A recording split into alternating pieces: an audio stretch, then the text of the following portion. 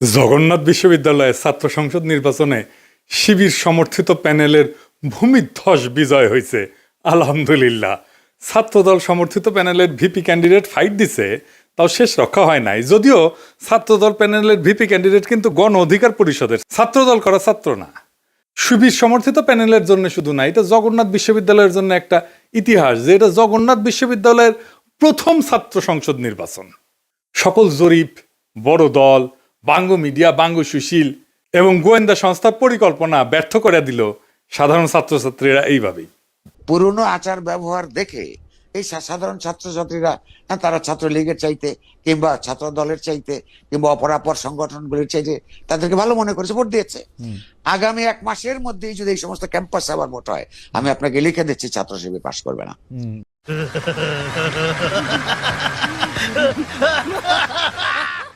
ইদানিং তো আবার জরিপ চলতেছে। জরিপে দেখা যায় বিএনপি ছাড়া কথা নাই। 70% লোক নাকি বিএনপিরে ভোট দিবে। এমিনেন্স একটা জরিপ করেছে, ওর মালিক আমার মেডিকেলের 3 বছরের জুনিয়র জাসদ করেছিল। ওর এনজিও হেলথ নিয়ে কাজ করে ওই এমিনেন্স। এখন নতুন ধান্দাবাজিতে নামিছে।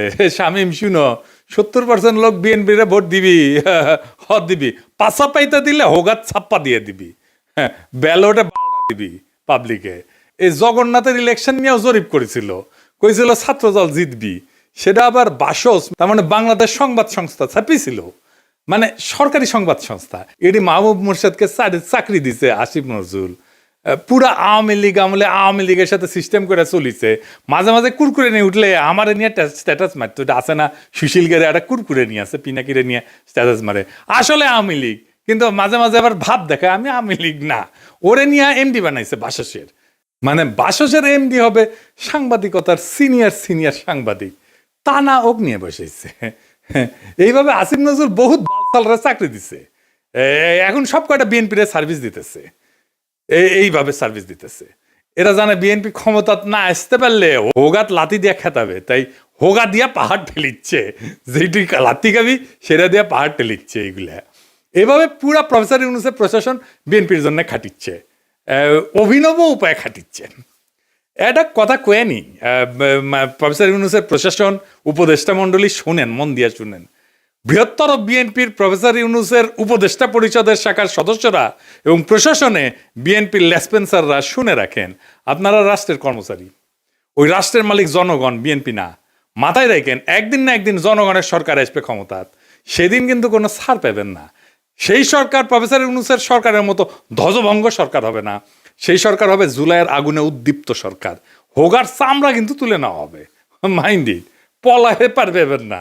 রাষ্ট্রের কর্মচারী হিসেবে নিরপেক্ষ থাকবেন, সামান্যতম পক্ষপাতিত্ব করবেন তো সেইটার কাফফারা দিতে হবে, মাপ নাই। সেই কাফফারা ভয়ঙ্কর হবে, সরি কওয়ার কলের টাইম পাবেন না। এবার আসেন আমরা দেখি কেন ছাত্রদল এভাবে হারিচ্ছে আর নাম হয়েছে হারু পাট্টি। হ্যাঁ বুঝে চাও। এই আলাপগুলো আমরা অনেক আগের থেকেই করিচ্ছি।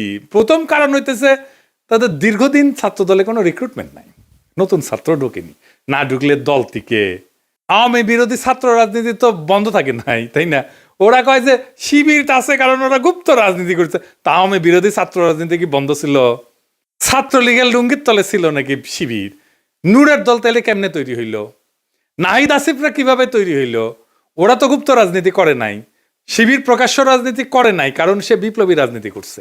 বিপ্লব মানে এক্সিস্টিং সিস্টেমের রাপসার, এটার ভেঙে ফেলতে হয়।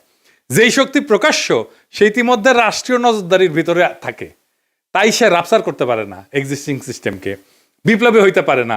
বিপ্লব মানে অসম লড়াই। এইখানে ট্রান্সপারেন্সি থাকাটা আত্মঘাতী, গোপনীয়তা এখানে নৈতিকতা না, এইখানে স্ট্রাকচারাল নেসেসিটি। বিপ্লবী হইতে হইলে তাকে গোপনে রাজনীতি করতে হবে। এই কাজটা করেছে শিবির, সেই জন্য বিপ্লবী ক্যারেক্টার নিয়ে দাঁড়াইছে। সেই জন্যই তারা এই ভূখণ্ডের ইতিহাসে সবচেয়ে শক্তিশালী ছাত্র সংগঠন হিসেবে উত্থিত হয়েছে। গুপ্ত ছিল, ছাত্রলীগের লুঙ্গির তলে ছিল, এইসব বইলা লাভ হয়েছে কেন? হয় নাই, হবেও না। এইবার দ্বিতীয় ইস্যু, বিএনপির ভুল রাজনীতি। ভুল বলাটা ঠিক না, মানে যেই রাজনীতি করতেছে মুক্তিযুদ্ধের চেতনা মারাইতেছে সেটা আত্মঘাতী হইতেছে। ক্রমাগত তারা মুক্তিযুদ্ধের চেতনা ডুবন্ত নৌকায় চইরা নিজের রাজনৈতিক ভবিষ্যৎকে ধ্বংস করিচ্ছে। মানুষজন এই কথা আওয়ামী লীগ আর বামেদের কাছে শুনিছে, তো এখনো শুনে, তাই না? এতদিন 15 বছর ধরে শুনিছে, মাইক লাগে শুনিছে।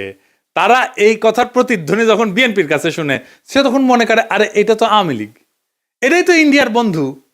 আর সত্যি সত্যি যখন ইন্ডিয়ানদের উচ্ছ্বাস দেখে তারেক রহমানকে নিয়ে, আর তারা প্রকাশ্যেই বলে তারেক রহমান আর বিএনপি তাদের পছন্দের দল, তখন মানুষ দুয়ে দুয়ে স্যার মিলায়।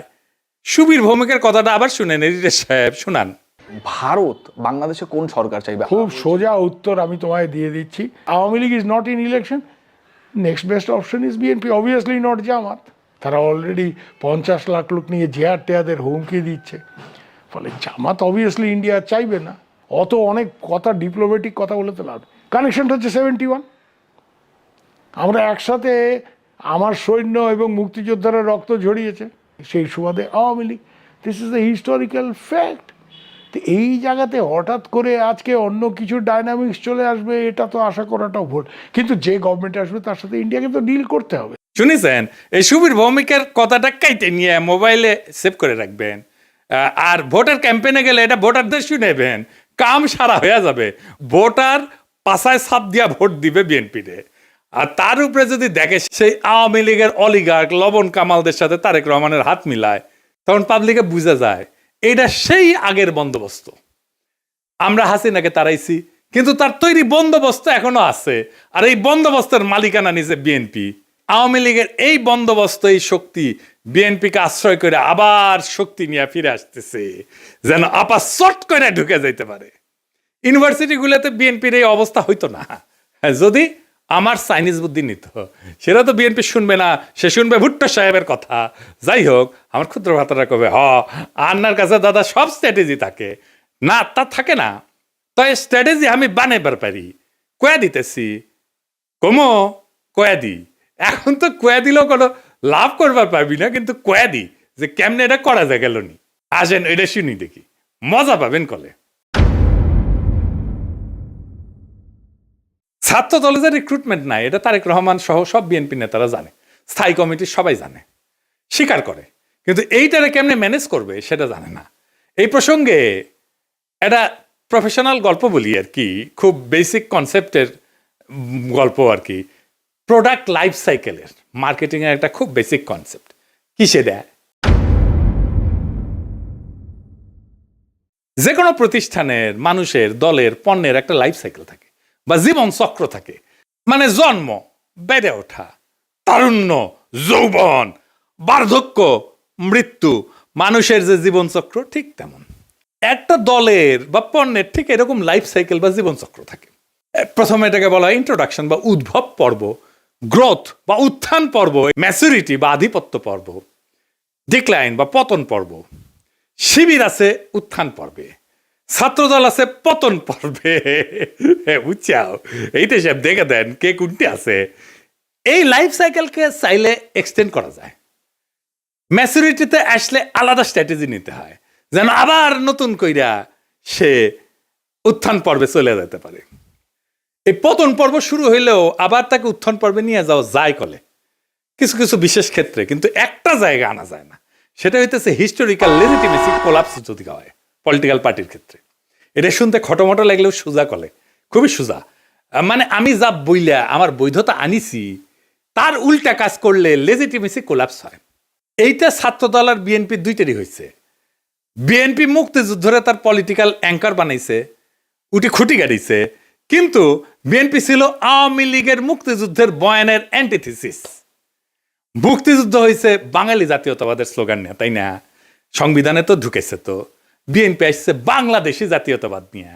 মুক্তিযুদ্ধের চেতনা ছিল ধর্ম নিরপেক্ষতা, বিএনপি আনিছে পরম করুণাময় আল্লাহ তাআলার উপর পূর্ণ আস্থা এবং বিশ্বাস।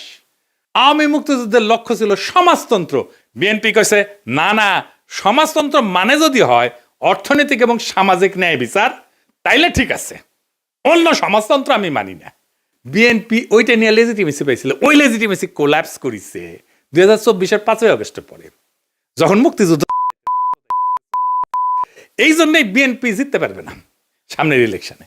কিন্তু ছাত্রদল এটা ডিক্লাইন ফেজে গেছে আরো আগেই, মানে বিএনপির লেজিটিমেসি কোলাপস করার আগেই গেছে। সেই জন্য আমি কইতেছি যে কিভাবে বিএনপি যদি লেজিটিমেসির কোলাপস না হইতো তাইলে ছাত্র দলকে বাঁচাইতে পারতো, এখন সে চাইলেও পারবে না বাঁচাইতে। কেমনে পারতো? প্রথমে ছাত্র দলকে বিলুপ্ত করে দিতে হইতো, থেকে লাভ নাই, কারণ দল তো নাই, সমর্থন নাই, রিক্রুটমেন্ট নাই, থেকে লাভ কি? ভোটে জিতে না, হারু পাট্টি। তাইলে এটারে বিলুপ্ত কইরা সবাই রে বৈষম্য বিরোধী ছাত্র সংগঠনে একীভূত করতে হইতো। এটা হইলে বৈষম্য বিরোধী ছাত্র সংগঠনের সবচেয়ে বড় স্টেক হোল্ডার হইতো ছাত্রদল থেকে আসা লোকগুলা। বৈষম্য বিরোধী ছাত্র সংগঠনই হইতো বিএনপির গণছাত্র সংগঠন। সে আরো বৃহত্তর ঐক্যের চেষ্টা করতো, ছাত্র অধিকার পরিষদকে নিত, ইনকিলাব মঞ্চকে নিত, এরকম ছোটখাটো দলগুলোকে সে ঢুকায় ফেলতো, একীভূত করে ফেলতে পারতো। তাইলে শিবিরের একটা শক্তিশালী বিরোধী দল দাঁড়াইতো। এটা হইলে শিবিরের সাথে শক্ত ফাইট দিতে পারতো, অনেক জায়গায় জিতেও যেতে পারতো। আর যে রিক্রুটমেন্টের গ্যাপ তৈরি হয়েছে সেটা পূরণ হইতো, কারণ এই বৈষম্য বিরোধী ছাত্ররা তো ছাত্রদল করে না, এরা তো নতুন তরুণ, আরো তরুণ, এরা ঢুকতো, তাইলে তার গ্যাপটা পূরণ হইতো। এখন ইলেকশন হইতেছে আর মারা খাইতেছে বিএনপি, নামই হয়ে গেছে হারু পাট্টি। এখন আমার ক্ষুদ্র ভাতারা একটা বিরাট কোশ্চেন করে ফেলতে পারে আমাকে, আমি কালে ডরে আছি। হ্যাঁ, যে কয় যদি দাদা দলে যদি এইভাবে লাইফ সাইকেলের মধ্যে যায়, উত্থান পতনের মধ্যে দিয়া যায়, তাহলে তো আমেরিকা রিপাবলিকান আর ডেমোক্রেটদের মইরা ভূত হয়ে যাওয়ার কথাই ছিল। এইগুলো তো ভালোই টিকে আছে। তো মাঝে মাঝে বুঝছাও আমার মনে হয় যে আমি দিনে 4-5টা করে ভিডিও বানাই, ব্যানে এগুলো ব্যাখ্যা করি। মেলা কোশ্চেন আছে সবার মাথার, তাই না? হ্যাঁ, এটা খুব ইন্টারেস্টিং প্রশ্ন করে করেছেন আপনারা, না করলেও কয়ে দিলাম, তাই না? আসেন এবার বুঝে দেখি। আমেরিকান রিপাবলিকান আর ডেমোক্রেটিক পার্টি এটা স্বাভাবিক রাজনৈতিক দল না, ওইগুলো কার্যত রাষ্ট্রের ভেতরে একটা ইনস্টিটিউশনালাইজড পাওয়ার মেকানিজম। এটা কি? এটা প্রতিষ্ঠান হয়ে গেছে, এটা দল নাই, এটা রাষ্ট্রের সাথে একীভূত হয়ে গেছে, অনেকটা চাইনিজ কমিউনিস্ট পার্টির মতো। তাই ওদের পতন হয় না, ওদের রূপ বদলায়।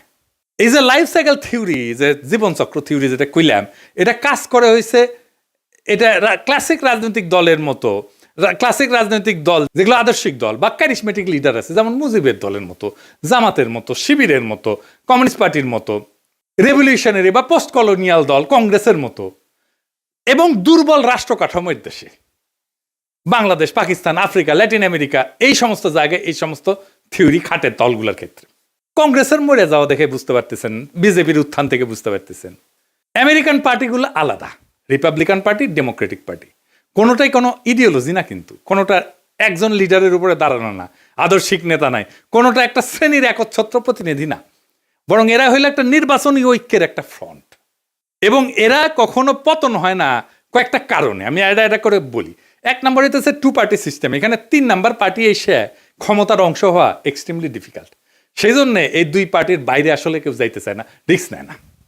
আমেরিকার মানুষ রাগ করলে নতুন দল বানায় না, পুরানো দলের ভিতরে ঢুকে সেটা বদলানোর চেষ্টা করে। এবং আপনি দেখবেন রিপাবলিকান এবং ডেমোক্রেটিক পার্টি দুটেরই বদল হয়েছে ভিতর থেকে মেলাবার, 1-2বার না। এই কারণে দল ভাঙে না, ভেতরের রূপটা বদলায় যায়। এখানে পার্টি মানে কিন্তু দর্শন আদর্শ না, রিপাবলিকান মানে একটা জিনিস না, কিন্তু একটা পার্টি না। এর মধ্যে রিগানের কনজারভেটিভ পার্টি আছে, বুশের নিউকন আছে, ট্রাম্পের পপুলিস্ট পার্টি আছে, ন্যাশনালিস্ট পার্টি আছে। ডেমোক্রেটিক মানেও এক জিনিস না, ক্লিন্টনের নিও লিবারেল আছে, ওবামার টেকনোক্রেটিক পলিটিক্স আছে, বার্নি স্যান্ডার্সের ডেমোক্রেটিক সোশ্যালিস্ট আছে। তাই ভেতরের আইডিওলজিকে নেতৃত্ব দিচ্ছে, সেই আইডিওলজিটা বদলায়, কিন্তু পার্টি থাকে। আর একটা জিনিস হচ্ছে স্টেট পার্টি, একটা ফিউশন হয়েছে আমেরিকা, পার্টি আর স্টেট একসাথে মিলে গেছে। যেমন ধরুন কংগ্রেস ককাস বলে একটা জিনিস আছে, যেখানে 2 পার্টি একসাথে কাজ করে। স্টেট গভর্নর নেটওয়ার্ক যেটা, সেখানে 2 পার্টি একই সাথে সমান শক্তিশালী, থিঙ্ক ট্যাঙ্ক, তারপরে যে ডোনারদের ক্লাস, মিডিয়ার যে ইকোসিস্টেম, এই সব কিছু মিলে এটা একটা সংগঠন না, এটা একটা পাওয়ার ইনফ্রাস্ট্রাকচার হয়েছে। আমেরিকান এলিটদের যে কনফ্লিক্ট, এইটা ম্যানেজ করা হয় এই 2 পার্টির এই সিস্টেমের মধ্যে দিয়া। এই 2 দল আসলে এলিটদের মধ্যে পাওয়ার শেয়ারিং মেকানিজম, জনগণের যেটা ক্ষোভ এটাকে ইনস্টিটিউশনাল চ্যানেলের মধ্যে ঢুকে দেয়। আর এরা ক্রাইসিসে ভেঙে যায় না, রিব্র্যান্ড করে নিজেদেরকে। যেমন ধরেন ভিয়েতনাম যুদ্ধের পরে ডেমোক্রেটদের রিফর্ম হয়েছিল, সিভিল রাইট মুভমেন্টের পরে রিপাবলিকানরা একটা সাউদার্ন স্ট্র্যাটেজি নিয়েছিল, 2016-তে সেটাতে ট্রাম্পের নতুন তত্ত্ব, এই পপুলিস্ট তত্ত্ব নিছে। তারা ইডিওলজিক্যাল রিসাইক্লিং করে। তার মানে কি ওরা কখনো মরবে না? মরবে, কিন্তু পার্টির নাম মরবে না, ভেতরের আত্মা মরে যাবে। আজকের রিপাবলিকান পার্টি লিঙ্কনের রিপাবলিকান পার্টি না, আইসেনহাওয়ারের রিপাবলিকান পার্টি না, আজকের Democratic party John F Kennedy Democratic party না, বা ফ্র্যাঙ্কলিন রুজভেল্টের ডেমোক্রেটিক পার্টি না, কিন্তু লেভেলটা টিকে থাকে দলের, কারণ লেভেলটাই পাওয়ারের টিকিট। বাংলাদেশের দল মানে রাজনীতি, আমেরিকায় দল মানে রাষ্ট্র পরিচালনার সফটওয়্যার। সফটওয়্যার তো আপডেট হয়, ডিলিট হয় না, ইনকাই আর কি, সেই জন্য এগুলা ডিক্লাইন হয় না। তো জগন্নাথ বিশ্ববিদ্যালয়ের নতুন ছাত্র সংসদকে অভিনন্দন। এই বিজয় কোনো দলের কিন্তু একক বিজয় না, এটা সাধারণ ছাত্রছাত্রীদের বুদ্ধিবৃত্তিক বিদ্রোহের ফল। আপনাদের সামনে কাজ অনেক। আপনাদের ক্যাম্পাসে এখনো পর্যাপ্ত ক্লাসরুম নাই, পর্যাপ্ত টয়লেট নাই, বিশেষ করে নারীদের টয়লেট নাই, স্যানিটেশন সংকট আছে, আবাসন নাই, ক্যান্টিন নাই। এই সমস্যাগুলো আজও সমাধান হয়নি, কারণ এগুলো কখনোই রাষ্ট্রের কাছে অপরিহার্য সংকট হয়ে ওঠেনি। এখন দায়িত্ব আপনাদের এই সংকটগুলোকে দাবি থেকে প্রয়োজন, প্রয়োজন থেকে অনিবার্যতায় রূপান্তর করার। রাষ্ট্র সাধারণত তখনই নৈরাচরে বসে যখন বোঝে এই সমস্যার সমাধান না হলে স্বাভাবিক শাসন চলবে না। আমি বিশ্বাস করি ঐতিহাসিক ছাত্র সংসদ যদি সংগঠিত, ধারাবাহিক এবং নৈতিক চাপ তৈরি করতে পারে, তাইলে এই ক্যাম্পাসের বাস্তবতা বদলাইতে বাধ্য হবে। আর একটা কথা পরিষ্কার করিয়া বলি, প্রফেসর ইউনূসের সরকার এবং প্রশাসনকে রাষ্ট্রের কর্মচারীরা কারো দলীয় সম্পদ না। রাষ্ট্রের মালিক জনগণ। সময় বদলায়, সরকার বদলায়, কিন্তু দায় থেকে কেউ কিন্তু মুক্ত হয় না। আজ যারা সিদ্ধান্ত নিচ্ছেন যে আপনারা বিএনপির ক্ষমতায় আনবেন এবং বিএনপির লেসপেন্সারি করবেন, আপনাদের মনে রাখা উচিত ইতিহাস কখনো হঠাৎ বিচার করে না, কিন্তু একদিন ঠিকই হিসাব খুঁড়ে নেয়। আর এই ছাত্র সংসদের কাছে আমার প্রত্যাশা একটাই, আপনারা ভবিষ্যতের জন্য রাজনীতি তৈরি করবেন। এই ক্যাম্পাসের ভাষা যদি বদলায়, তাহলে দেশ বদলাতে তো সময় লাগবে না। আশা করি আগামী ফেব্রুয়ারিতে আমাদের বন্ধুসুলভ সরকার আসলে আপনাদের যতগুলো সমস্যার কথা বললাম, এই সমস্যাগুলোর সমাধানের জন্য আমি ব্যক্তিগতভাবে আপনাদের সাথে থাকব। ফেব্রুয়ারিতে আমাদের ফ্রেন্ডলি সরকারি ক্ষমতায় আসতেছে ইনশাল্লাহ। চান্দাবাজ, ধান্দাবাজ, লুটেরা, ইন্ডিয়ার নব্য লেসপেন্সারেরা ক্ষমতায় আসবে না।